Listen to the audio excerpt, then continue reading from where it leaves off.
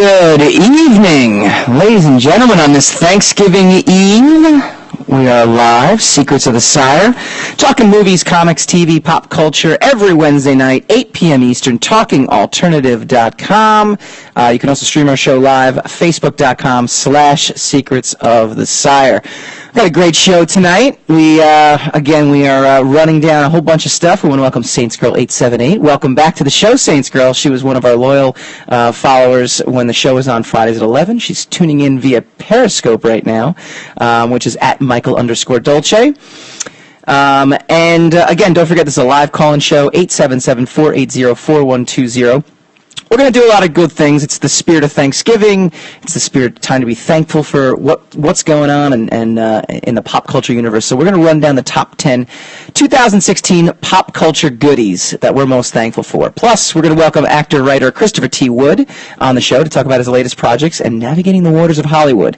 Really interesting guy. Started out as an entertainment lawyer and has made the transition over. And that's something I love talking to. I love talking to, breaking in. So I actually did a panel this past weekend at the New Jersey Comic Expo. I want to thank all of the fun people down there, Martha and Kristen. Kristen especially for roping me into the panel, to moderate the panel. Yes, and happy Thanksgiving to everyone. I get a happy Thanksgiving from Saints Girl 878, from Dan T. Lawson as well, too. They're married. Got to meet Dan at the New York Comic Con, which is great. But so I got to moderate a panel. Paul Jenkins was on the panel. Erica Schultz, she's one of the DC writers that took place in the pilot program. She wrote this really cool book. Bill Willingham, Fables, awesome. And Justin Gray, also a lot of DC projects as well, too, so I got to moderate a panel. So all four of them will be making appearances on the show in January. I basically said you have to, now that, I essentially got to moderate. But so a lot of good things to be thankful for, a lot of good things to look through. But this is Thanksgiving Eve, right? So Thanksgiving Eve is the biggest bar night of the year. So the way I thought we would kick things off is we will do a little Secrets of the Sire drinking game. So now, one of the lessons I learned, and I learned the hard way, and hopefully no one noticed at one point, was you can't drink before you do the show. I did at one point. I got bombed one time. And at the time, so Saints Girl actually, I'm going to interrupt for 2 seconds, wants to know what I think about the crossover in the Arrowverse. We're going to talk about that, but not yet. Not yet. We have our top 10 list, and welcome at Brenner Joan as well too. So this is the biggest bar night of the year. A lot of drinking. Now I can't personally drink, before the show. I learned that lesson the hard way. Very, very difficult to think and to actually act and to do all that stuff. But all of you listeners at home, and anybody on the video replay, anybody who catches the show on SoundCloud, soundcloud.com/Secrets of the Sire, our podcast, iTunes, Google Play, any of the podcasting apps, feel free to use this as a drinking game. So it's a Secrets of the Sire drinking game. We're going to be counting down the top 10 pop culture goodies we're most thankful for from this year. So anytime I mention how I predicted the success of Deadpool, take a shot. I'll mention that. I called it, and all my listeners know. And you can go to the archives. Go to the archives. I called it. It was going to be a huge, huge success. Anytime we bring up Ben Affleck in any way, shape, or form, but especially if he's lifting weights. If he's lifting weights, take a shot, okay? Anytime we bring up the election, take 2 shots. Just take 2 shots. Fun little fact about the election. So my wife actually texted me on the way down here. One of our favorite shows is Designated Survivor. We watch it together. Ben Carson is the new Designated Survivor. Yeah, he just got nominated tonight. He's the director of urban development, or housing and urban development. So Ben Carson is your Kiefer Sutherland. I swear I wasn't drinking before I got here. So anytime we mention Ben Carson, take a shot. Anytime we mention Kiefer Sutherland, take a shot. You kind of get the rhythm of this game here. I mean, you can actually get pretty messed up pretty quickly. Call in with your own. Send in a comment as we go in here. It's a great way to kick off the turkey weekend. Okay. So in the spirit of Thanksgiving, again, top 10 pop culture goodies from 2016. Now, what does that mean exactly? Now, it could be anything, but this is my list. This is basically things that I am thankful for. We're going to do a year in the review. We're going to hopefully have artist Joe Mulvey on at the end of the year to kind of do our kickoff into 2017 and a look back on 2016. The good, the bad, and the ugly. This is not the bad or the ugly. This is the good. This is everything that we want to talk about, that we love in pop culture. Top 10. Number 10, Doctor Strange saving the Marvel Universe. How did he save the Marvel Universe? Well, first of all, I think, what was it, 800 million total, something like that, going on with the overseas. Look, the Marvel Universe didn't need saving. I get that. I get that it's a multi-billion-dollar franchise. I get that even if you include all the Fox movies and the Fox shows, obviously it doesn't need saving. But what was it? And Sam, my trusty engineer and producer of the show, we were talking about this backstage. I mean, it's essentially... It's a movie. It's not a Marvel movie. That's very important. It's an important distinction. This is a Marvel film. This is not a... this is a film, not just a superhero movie. It's not something... you could take anybody who's never heard of the Marvel franchise, stick them down in a theater, and watch Benedict Cumberbatch. Benedict Cumberbatch, he kills it. He absolutely kills it. That guy is... He's an odd-looking dude. I'm going to tell you right now, right off the bat, that guy's an odd-looking dude. But what is he? He's money. He's money on the screen. The fact that he's so kind of odd-looking, I think, is part of the appeal. It's part of the lure of what makes him. Apparently, if you read Entertainment Weekly, they love that guy. They love that guy. They're all about how handsome he is and how good-looking. I don't think he's much better looking than I am. Let's hold the phone here. I think I'm pretty good right here myself with my dog hair on my shirt here. For anybody streaming, you can check that out. That's Rufus for you. No, he is, without a doubt, one of the goodies of 2016, Doctor Strange. Give me your thoughts on that. Chime in. And again, if you wanted to hear our behind-the-scenes conversation, you actually could. You just become an executive producer. Go to michaeldolce.com. It'll take you right to our Patreon page. You'll get logged in. You'll get to check out all the different rewards. But one of the rewards, it's $5 a month. Which makes out to like $1.25 a show. We actually do a live feed that you can interact with us. You can talk with Sam and I. You can listen to the conversations. We had guests the past 2 weeks. It actually kind of feels nice. I kind of have a lot of room here going on, which is nice. I kind of like that. We love having our guests in studio as well, too. But, and you can just kind of hang with us. It's essentially, you get to hang out. It's a Google Hangout, too. Like, how ironic is that, right? But, yeah, you can basically check us out and just kind of, enjoy what we do behind stage. So that was number 10. Doctor Strange, Benedict Cumberbatch, pop culture goodies. All right, number 9, Tom Holland steals the show. All right, gotta say, Civil War was great for a couple things. I thought it was a great plot. I thought it was a really, it was awesome. We're gonna talk further about it a little bit later. But who was the real star of that show? Spider-Man. Right? When Spider-Man comes on screen, they finally do it right. They finally have Tom Holland. Tom Holland, he sounds like a little kid, don't get me wrong. His voice is something I got to get used to for a Spider-Man voice. But I got to tell you right now, that guy is awesome. And he's basically, welcome Espada Primera Stark, another faithful listener. We are actually talking Civil War. We're talking top 10 pop culture goodies of 2016, and number 10 was Doctor Strange. Number 9 is Tom Holland as Spider-Man in Civil War. How cool is that movie going to be next year? How cool is that movie going to be when you get a real Spider-Man up on screen? And by real Spider-Man, I mean, look, the problem with Tobey Maguire, he's Tobey Maguire, right? Like, he was kind of like... He was a good Peter Parker. I liked him as Peter Parker. I thought he played Peter Parker pretty well. His Spider-Man needed to be more quippy. It needed to, more wisecracks, more just energy.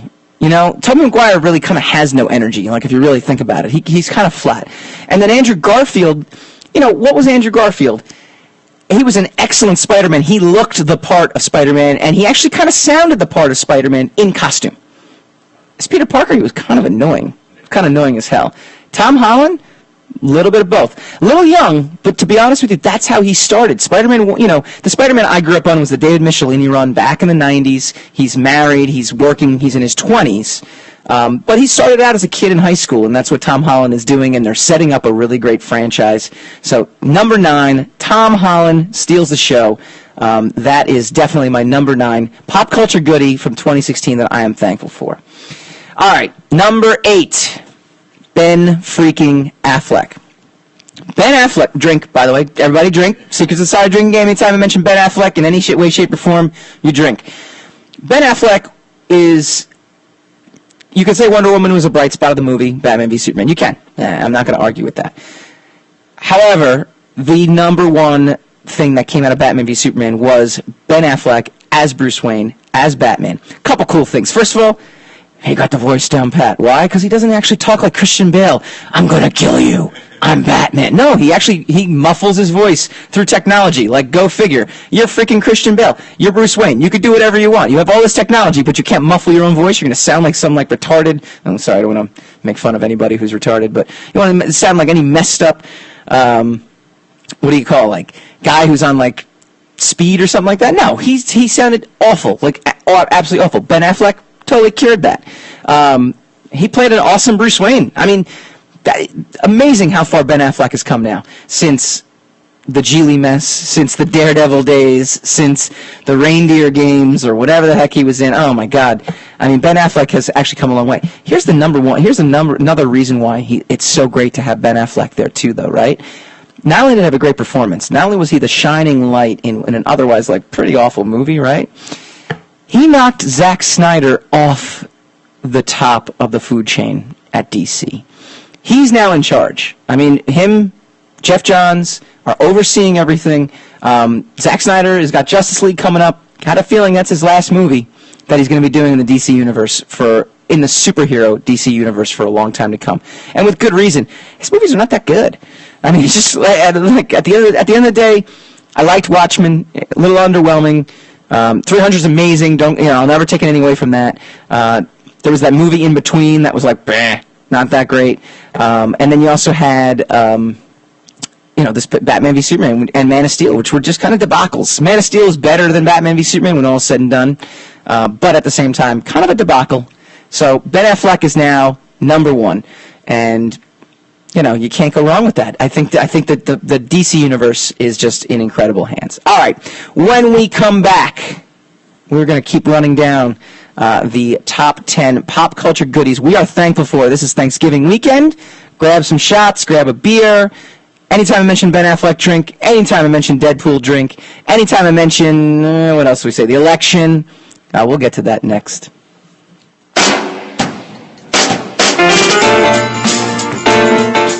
You're listening to the Talking Alternative Network.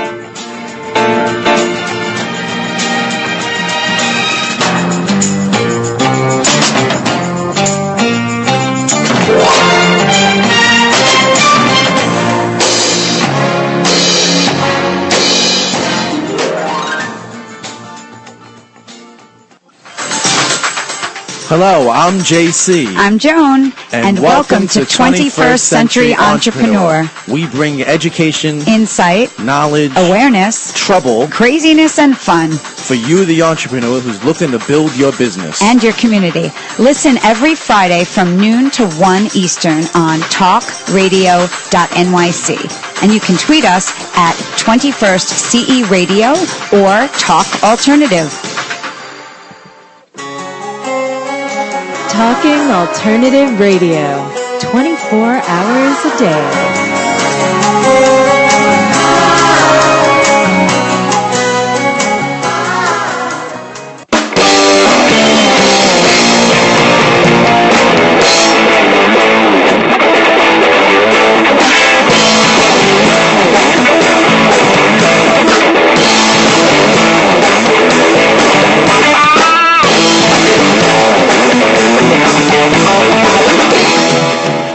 Welcome back, Secrets of the Sire. It's great to see you. We do this every Wednesday night, 8 p.m. Eastern. We talk comics, movies, TV, pop culture at large, right here on TalkingAlternative.com. You can also stream us on Facebook, Facebook.com/Secrets of the Sire, or you can Periscope us up at Michael_Dolce. We are doing top 10 2016 pop culture goodies, the pop culture goodies that we're just thankful for. This is Thanksgiving. We're looking back on 2016 and saying, what are we thankful for?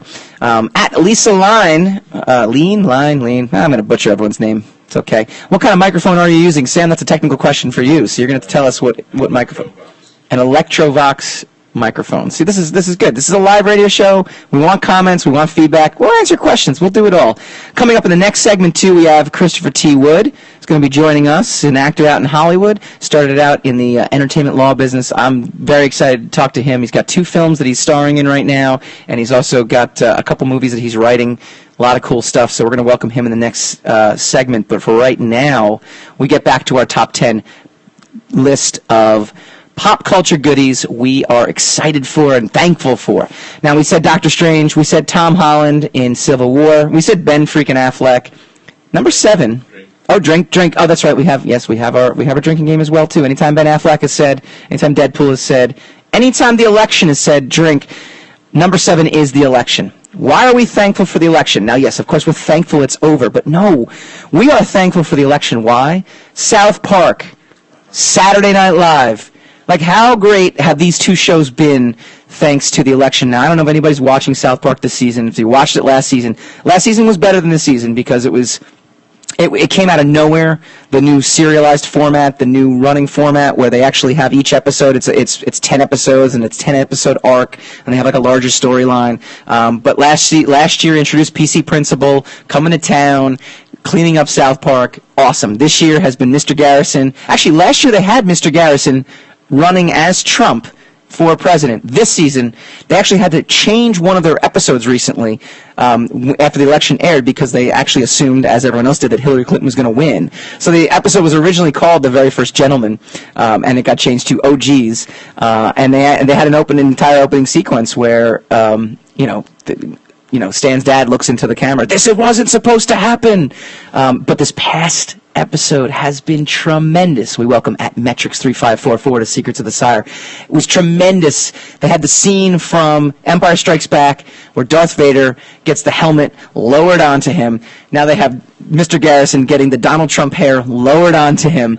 And he's just completely Donald Trump now. But he was amazing, too. And we kind of, if you tuned in last week to last week's show, which you can actually still download on iTunes or go to soundcloud.com/Secrets of the Sire.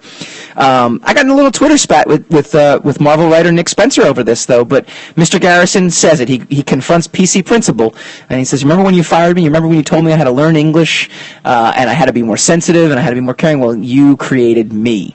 So it was South Park's commentary on what got him elected. Meanwhile, you have Kate McKinnon is just absolutely killing it. Good friend of mine, Marcus Perry. He's out. He's works for Paramount. He's out in California. Got to work with Kate McKinnon recently.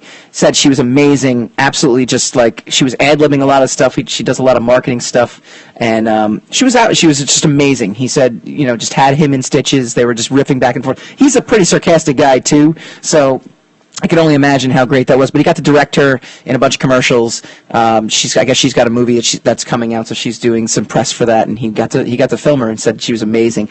So we're actually thankful for the election, for giving us some great pop culture stuff this year. All right, number 6 on the list. Westworld. Is anybody watching Westworld? Of course, 13 million people are watching Westworld. It's freaking awesome. So my favorite HBO show by far, and we'll get into this a little bit later. Welcome Brian Eberham to the Facebook feed. Welcome a bunch of people to the Periscope feed as well. This is Secrets of the Sire, talking movies, comics, TV, pop culture, talkingalternative.com. Do it every week around this time.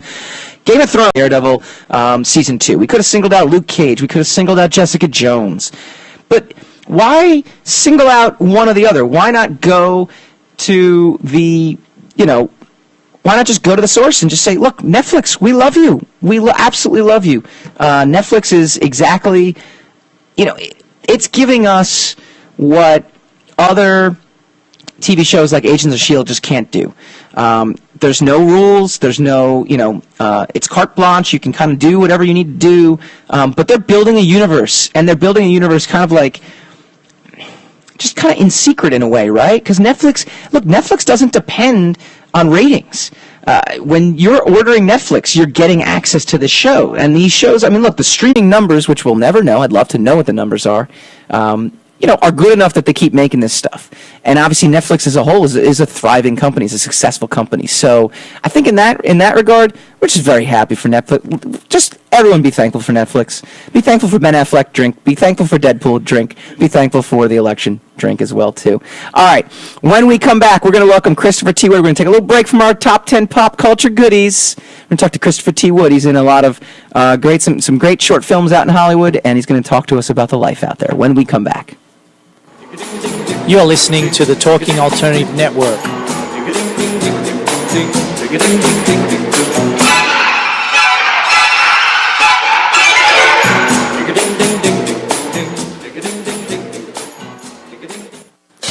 Hi, this is Rob Kay, And I'm Callie Alpert. and we're hosts of The Rob and Callie Show. Are you looking for a show that talks about real stuff like life, love, the pursuit of being yourself? Then you have come to the right place because we cover topics ranging from chivalry to gratitude to your relationship with money and everything in between. So listen to us on The Rob and Callie Show, Tuesdays, 8 to 9 o'clock Eastern Standard Time on talkradio.nyc.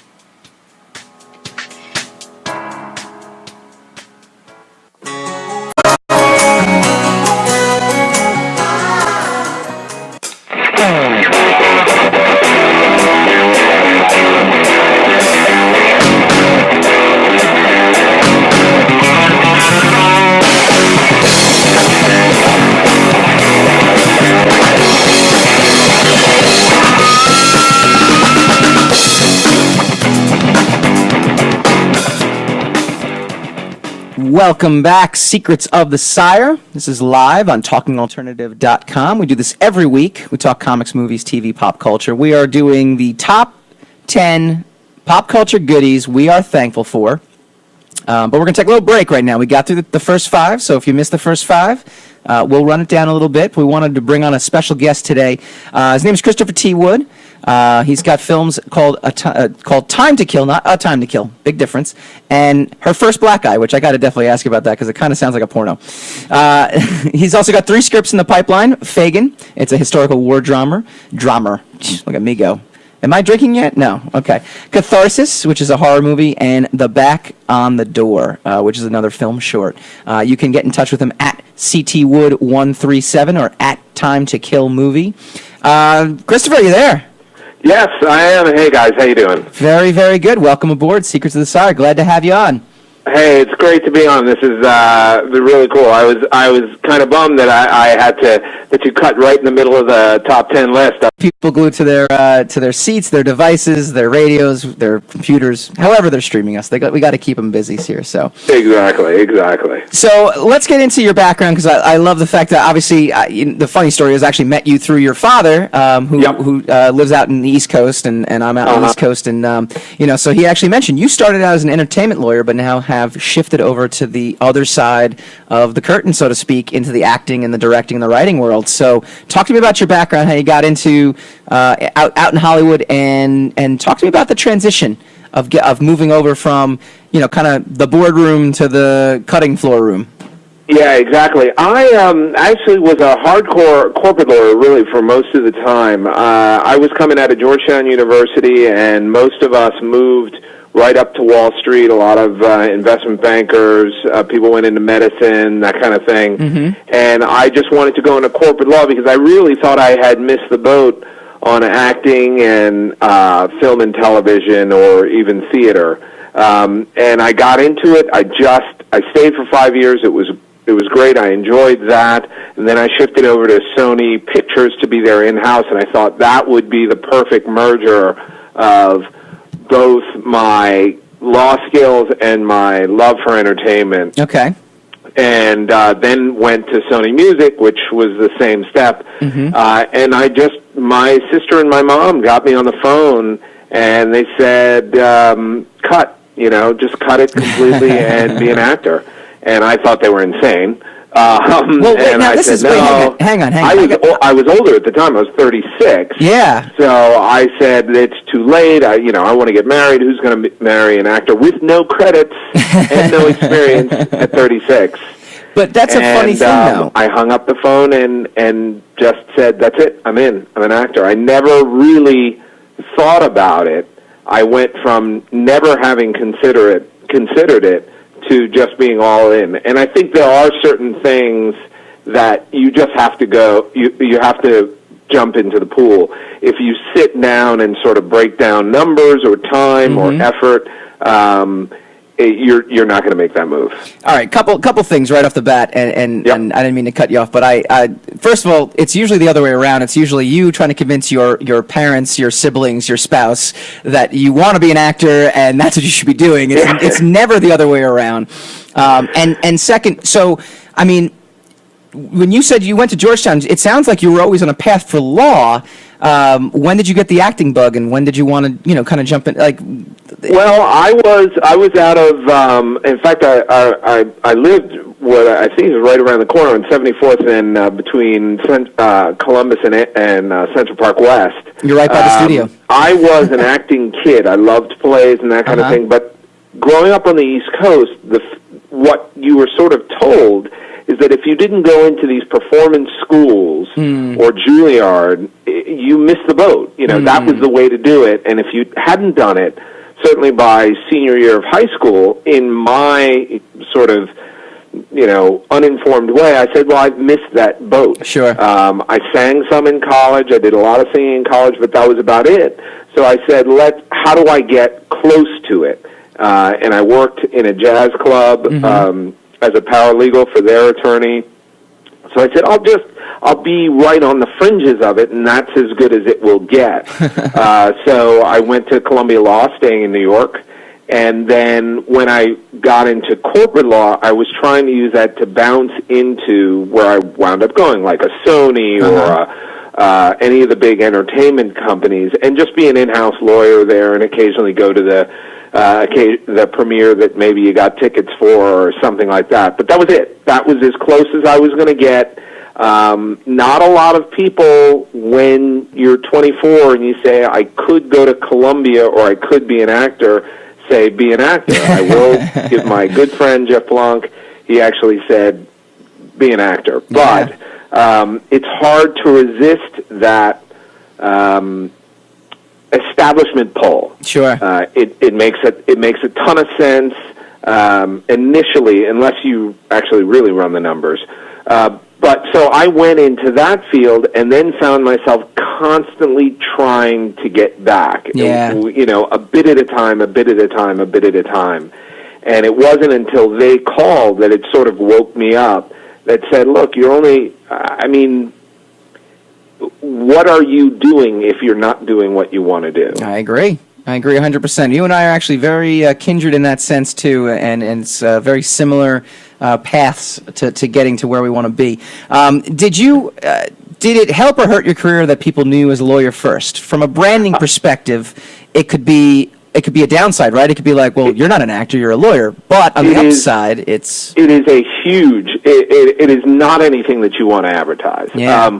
First of all, when you're brought in, particularly on auditions, everyone's sitting down in a soft couch, and it's a play, it's a performance, and you don't want to. If they bring you in, if you're a young woman, and they bring you in to be the sort of sassy, hangs out and flirts with all the guys character, you don't want to inform them that you've never had a boyfriend. It doesn't matter to your performance, but you don't want to pop the bubble. Right. No one wants to find out Clint Eastwood doesn't know how to fight. I assume he probably doesn't. But in our minds, when we go to a movie, we want to let that illusion come over us.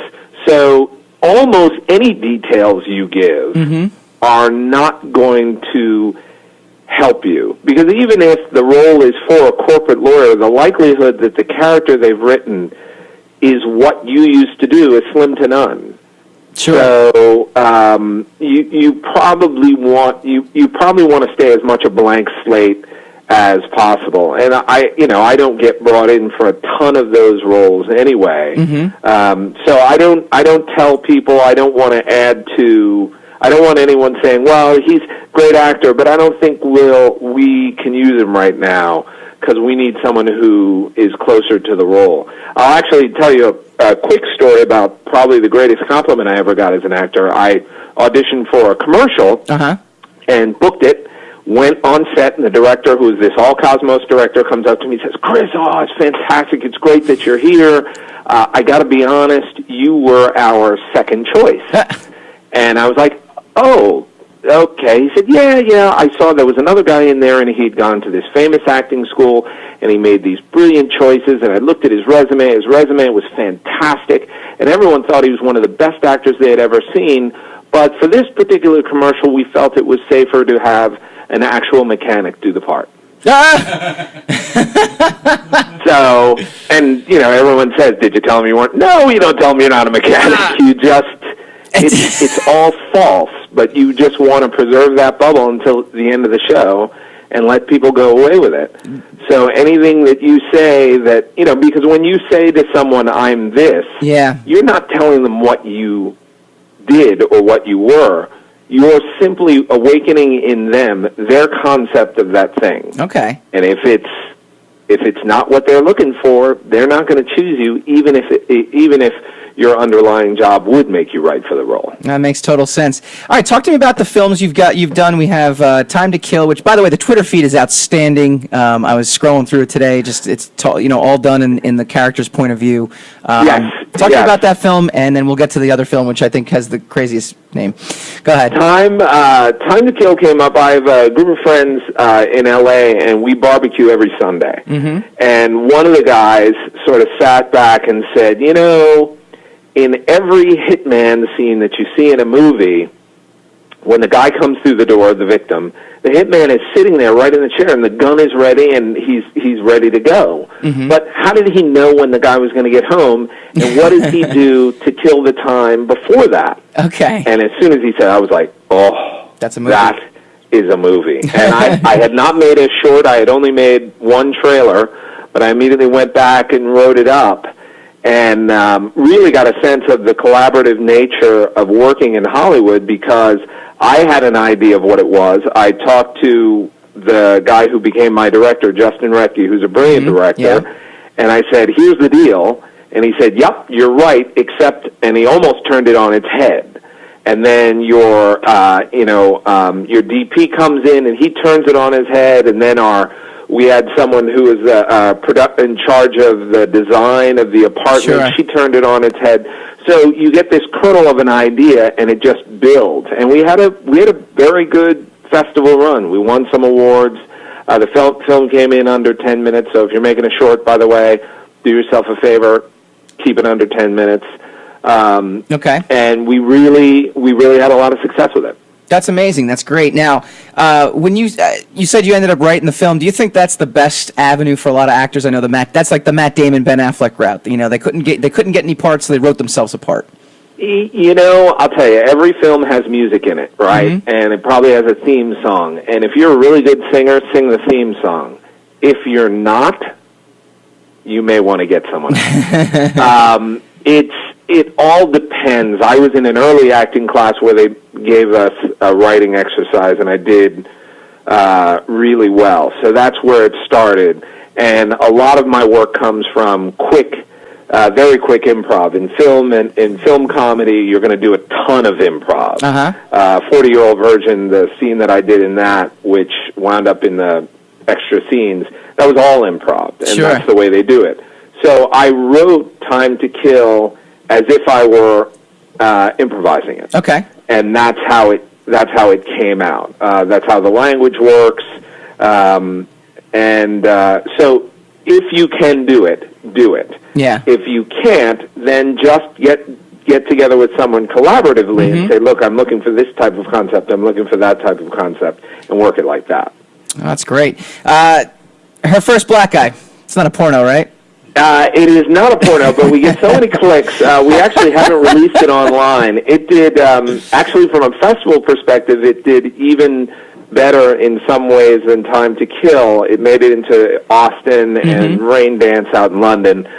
But what happened was I auditioned. I'm a 6'3", a classic claim. I'm an affable African American. That is my type. Literally, when I go to the auditions for commercials, it says, over 40s, AFAM. I mean, it's just like we want that type. And there's a group of us who have been auditioning together. You've all seen us on 1,000 Mortgage and phone and potato chip commercials. Sure. And one day when I was in a bar, I was in there, and three of the other guys came up to me, and I'm 6'3", and some of them are taller than I am. Mm-hmm. So people just said, why are all these sort of telegenic black men all of a sudden all coalescing in one place?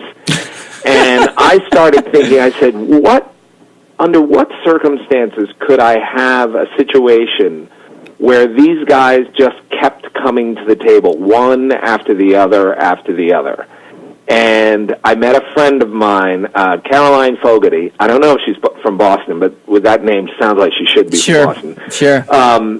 She's just a brilliant, dynamic actress. And I said, that's my flame for all my butterflies. I know it. And I built the movie around her and the character that she was. And she is my blind date. And I am worried that my blind date is going to be a bit of a rube, and then I meet her, and what is the thing at the poker table? If you can't tell the sucker at the table, then you're the sucker. Yes. That's kind of the experience that this guy goes through. That's awesome. Again, it's actually, all joking aside, it's actually a great title.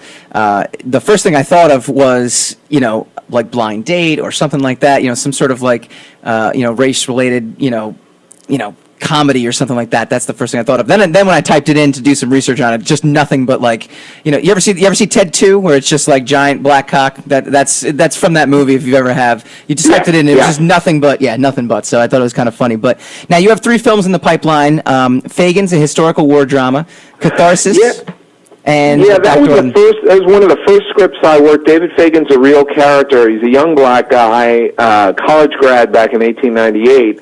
And he had heard of how a black division had rescued Teddy Roosevelt's Rough Riders on San Juan Hill. They were actually pinned down, and this troop broke ranks and charged up the hill to the Spanish and saved them, beating back the Spanish and saving the indigenous citizens of the area. And Fagin wanted that. Mm-hmm. So when the Philippine War broke out, he said, this is my opportunity. I'm going to go over there and make my name fighting next to white soldiers, side by side with white soldiers, bringing whites and blacks closer together to save our colored brethren.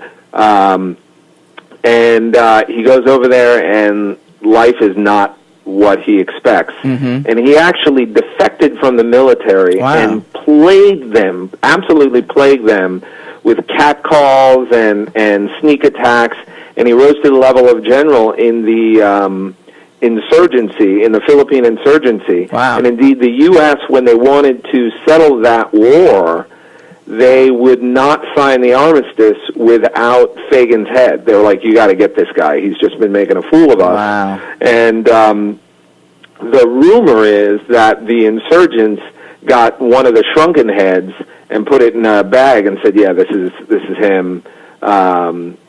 This is Fagin, and the U.S. just said, okay, fine, we got Fagin. But I sort of wrote a story. Not much is known about him, although I never there heard is of a it. guy who's writing a history. I just wrote a story about it and said, I think this is the way I see Fagin. Wow, that's awesome. All right, with 30 seconds left, tell the fine folks outside, in the outside world, how they can get a hold of you, where they can find you, where they can support your stuff.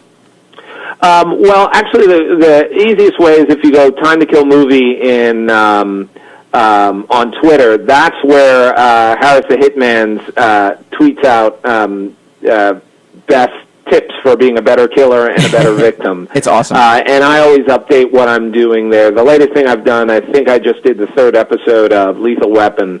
So I just keep a quick update there. I'm also at CT Wood 137 as the actor on Twitter as well. Well, Christopher, thank you so much for joining me. I'm really happy to have you on. Keep us posted. Keep me up to date on what's going on, and we'll have you back on the show. Love to have you. I will do. All righty. Thank you. Thanks a lot. All right, when we come back, we're gonna round out our top 10 pop culture goodies that we're thankful for in 2016. You're listening to the Talking Alternative Network.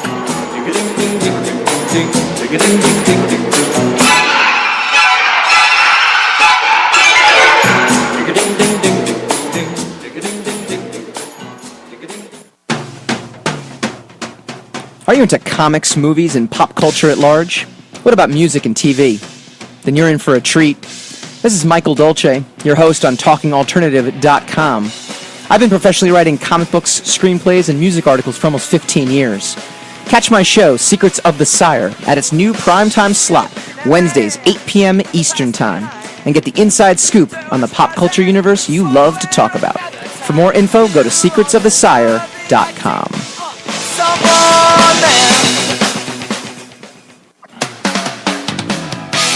TalkingAlternative.com.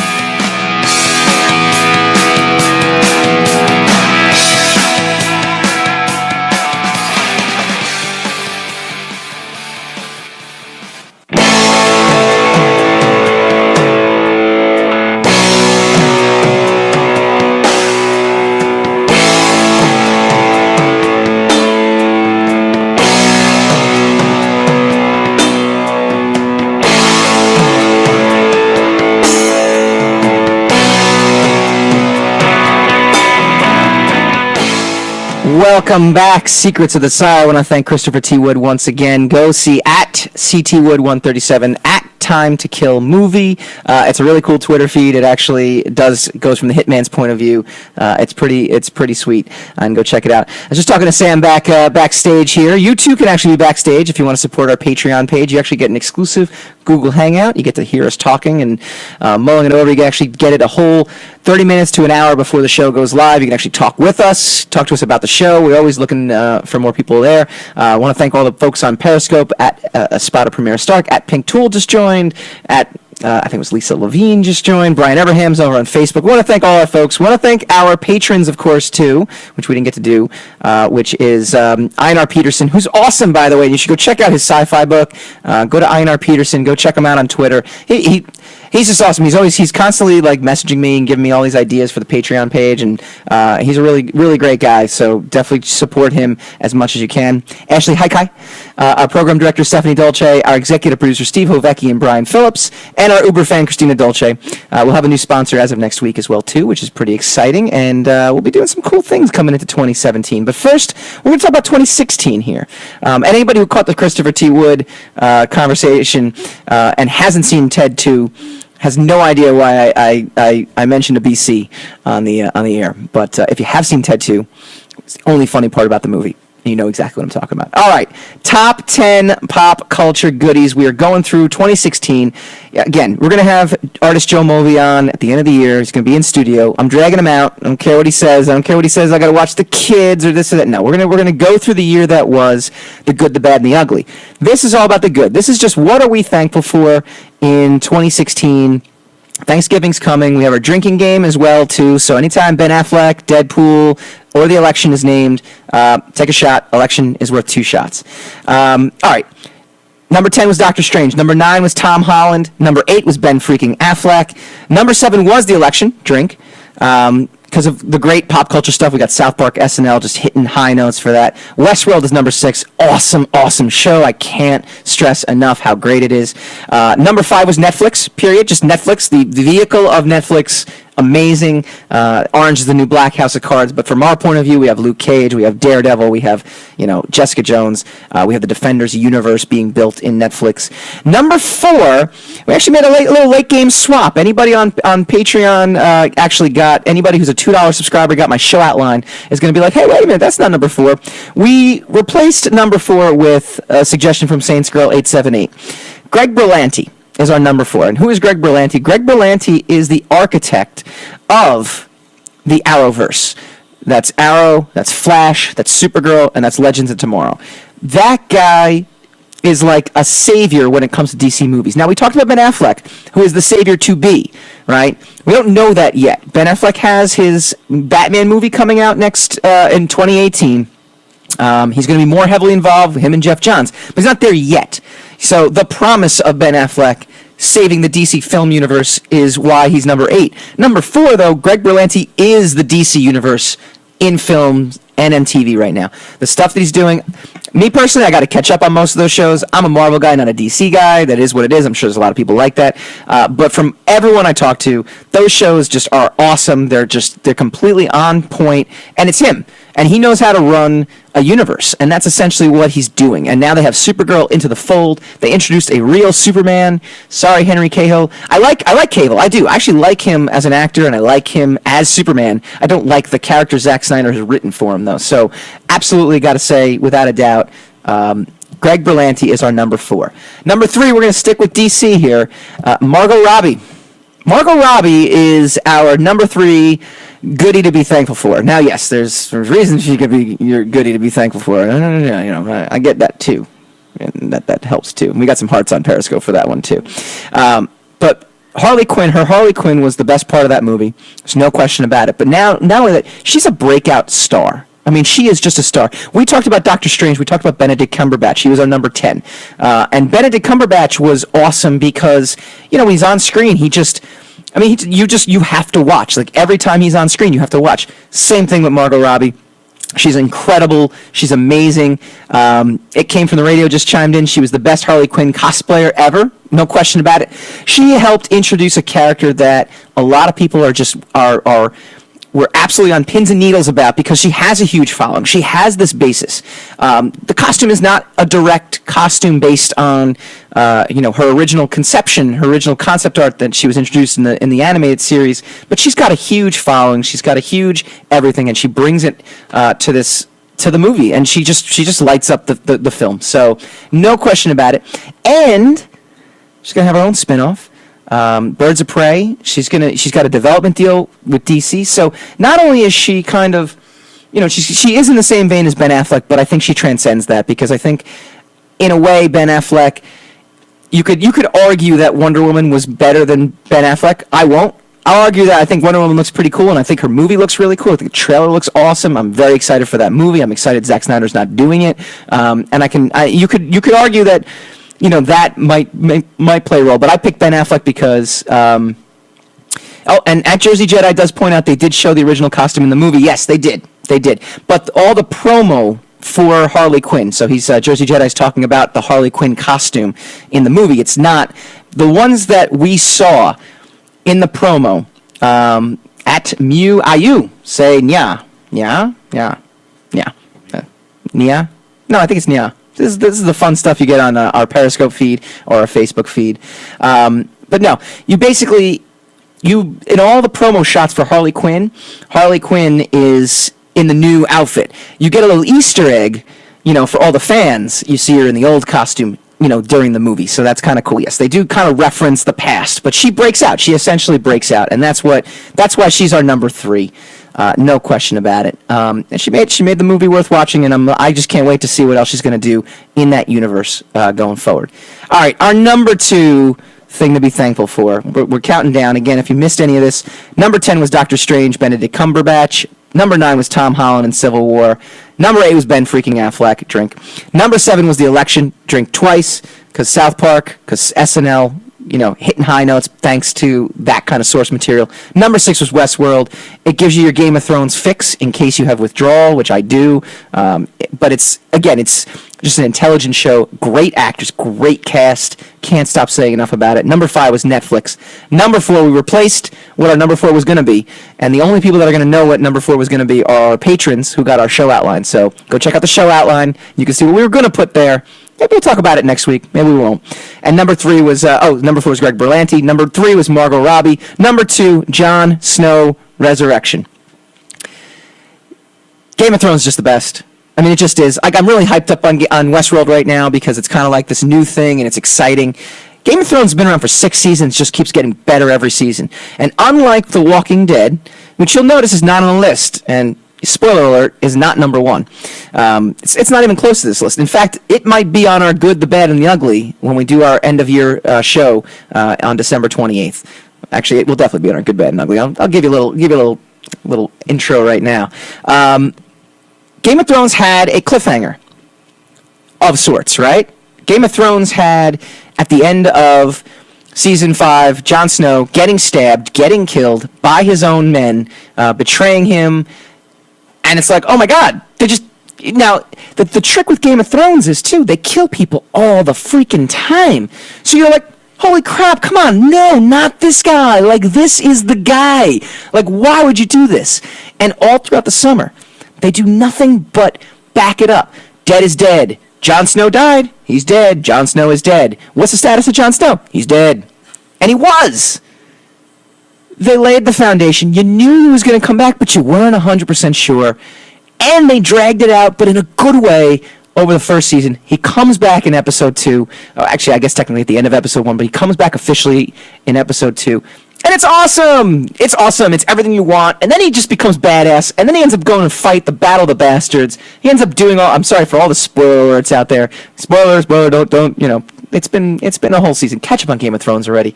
The Battle of the Bastards is amazing. Everything about that season's amazing. Game of Thrones just knocks it out of the park every single time. Completely hits all the notes. I keep telling my engineer Sam he's got to catch up on that. It's just it's another list of things on TV though. People tell me all the time what I need to catch up on too, so I don't take offense. I'm offended. We definitely. I don't even know where there's enough time to watch all this stuff. But Jon Snow Resurrection, Game of Thrones, number 2. All right, we get to our number 1. It's Deadpool, duh. I mean, it's pretty easy, right? I mean, it's not really much build up there. I mean, how do you not give Deadpool the number 1? But I'll tell you why. Which, by the way, drink. Everyone drink. I'm gonna raise my glass to anyone streaming. This unfortunately has mint tea in it. I've learned my lesson about drinking either before the show. During, I actually haven't done yet. So maybe next time we'll do that during the show. Maybe the New Year's Eve show we'll do that. We're doing this New Year's Eve? We're not doing this New Year's Eve. There isn't. Hell no, I ain't going to be here New Year's Eve. What, are you crazy? Please. No. Here's what Deadpool, here's why Deadpool's number 1. First of all, I predicted its success, which is why you need to drink. Okay, that was the first one. Go look in our archives. Go to soundcloud.com/Secrets of the Sire. I called it. I was like, this thing's a winner. Great. It's going to be great. Go to iTunes, download. I think it's like podcast number 2. See, I really came out of the gate here, Sam. I was right out of the gate there. No. It's given us the R-rated superhero movie. All right, that's its biggest success. The movie itself, to be honest with you, I watched it again. It was fun to watch it again. I skipped over some parts, though. It was only my second time watching it. I watched it the first time. I watched it the second time. Some really cool things. Negasonic Teenage Warhead, awesome. Colossus wasn't as bad the second time around CGI-wise, but I still think CGI-wise kind of poor. I love him breaking the fourth wall. I do. I love Ryan Reynolds. I love Van Wilder. I do. I get it. But that's not what makes it the best. It opened doors. First of all, it changed the marketing aspect of superhero movies. That's a huge thing. So now, all of a sudden, you have a movie like this, and you have a means to an end. The means to an end is to not wear us down with superhero movies. That's the downside to Civil War. I like Civil War a lot. I think Civil War is a great movie. I love, and welcome to Donato. I love from Germany. We got a lot of international people as well. This is from the Periscope feed, at Michael_Dolce. Welcome to Secrets of the Sire, comics, movies, TV, pop culture, every Wednesday nights at 8. I love Civil War. I do. But the villain at the end kind of ruined it. There's no question about it. I mean, Baron Zemo's entire plot depended on Tony Stark somehow switching sides and being against, the amount of variables to get those two people in a room, to show them a video that Tony Stark honestly should have known about, very dissatisfying. The fight scene between him and Captain America, very satisfying. There's satisfying things. The movie itself, Paul Rudd, awesome. We mentioned Tom Holland, Spider-Man, awesome. There's a lot of good things about that movie. Deadpool, though, was completely, was just different. And it opened the door to not being fatigued by the Marvel movies, and now DC's there, and DC's now cramming more superheroes down our throat. At some point, that bubble's going to burst. At some point, these movies are going to do not as big business as they once did. You need a fresh angle. You need a fresh take. In this case, it's Deadpool. In this case, it's hilarious. It's funny. It's breaking the fourth wall. It's cursing. It's cutting off people's heads. It's, explicit sex scenes. And now we have an R-rated Wolverine movie. And now... yeah, the next Wolverine movie is going to be R-rated, Logan. And now we're going to have R-rated, movies going forward. Now, obviously, look, R-rated doesn't mean that you can just do anything you want, but it definitely opens some doors. That's what Deadpool did. I am definitely one to admit it. So, hey, I want to thank my guest, Christopher T. Wood. Again, go check him out at CTWood137, at Time to Kill Movie. It's a great show tonight. It was a lot of fun. I like these little lists. Hey, go out there, go out and have fun. It's the biggest bar night of the year. Be safe, get home safe, plan your plan your evening good, and then go eat a lot of turkey, watch some football tomorrow, play some football. That's what I'm going to be doing. We want to wish everyone a happy Thanksgiving from Secrets of the Sire, Sam and myself. Next week, we welcome Jason Powell, author of the definitive Chris Claremont book. We break down his epic 18-year run with X-Men with Jason next week. Happy Thanksgiving, everyone. Bye-bye.